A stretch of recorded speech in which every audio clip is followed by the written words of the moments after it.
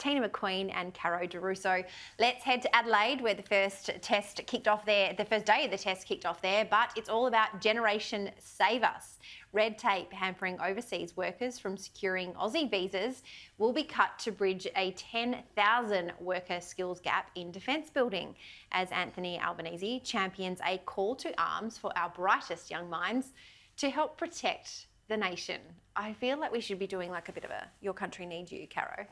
Well, you could, except that our kids now go through an education system where they're told that everything is wrong with their country. Yes. That their culture's terrible, their gender's terrible, their history's terrible. And then not even taught their history sometimes. Well, they're not even taught their history. And then we want them to be like, would you mind signing up for the armed forces and potentially dying for this country that we've told you is so terrible? It's not going to work. But it's not just defence industry. I got to Sydney tonight having a chat to a friend of mine who is a GM, big hotel in town. He has 5 chefs who are waiting for their visas. They've been waiting 5 months to get them into the country so they can start work. So this is happening across.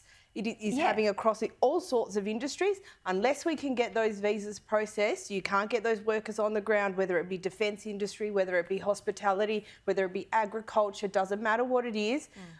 We've got the reins checked on the economy at the moment until we can get enough people in and working. That's right, Tina. Like, look, I know that Claire O'Neill, who's the Home Affairs Minister, was up and about today. She talks a lot about cybercrime, which of course is front of mind for a lot of people, given Medibank and Optus. Yeah. But Dal, do one job, just get all those visas processed. That's right, exactly. But then Tony Abbott wrote an article a few weeks ago about conscription for public service for school leavers, and I think that's an excellent idea. You know, I think there's they could perhaps learn to love and appreciate their country by doing that.